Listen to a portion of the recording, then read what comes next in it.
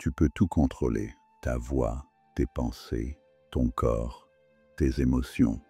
Mais si ton cœur est sec, alors ton empire intérieur est un désert. Si tu es là, c'est que tu veux comprendre pourquoi tu te sens vide. Malgré tous tes efforts, pourquoi ta rigueur devient parfois une violence, même envers ceux que tu aimes. Pourquoi, malgré ton autodiscipline, tu sens que quelque chose s'étouffe en toi. Tu restes jusqu'au bout et tu comprendras.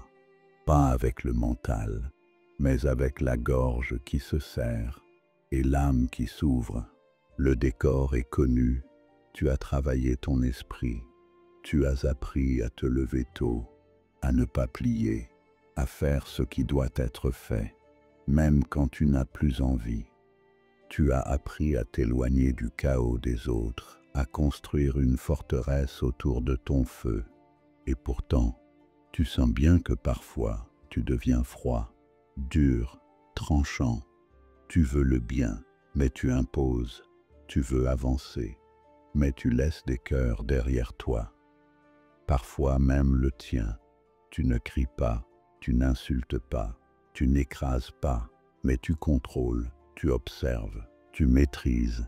Et ce que tu appelles force, parfois c'est juste une cuirasse qui empêche la tendresse d'entrer, une cuirasse qui fait de toi un roi, mais sans royaume vivant, parce que la maîtrise sans amour, ce n'est pas de la sagesse, c'est une tyrannie silencieuse, c'est une main ferme, sans chaleur, et tu sais ce que ça crée?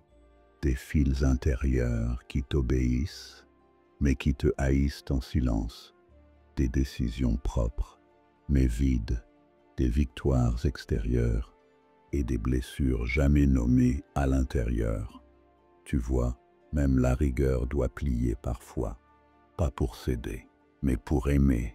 Et aimer, ce n'est pas faiblir.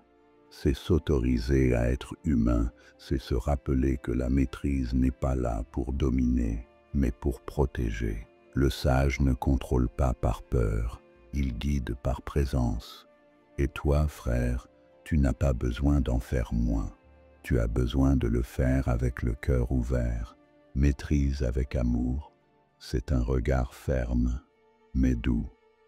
Un mot tranchant, mais juste. Un silence qui ne punit pas, mais qui embrasse. Ce n'est pas ton intensité qui blesse, c'est l'absence de chaleur dans cette intensité.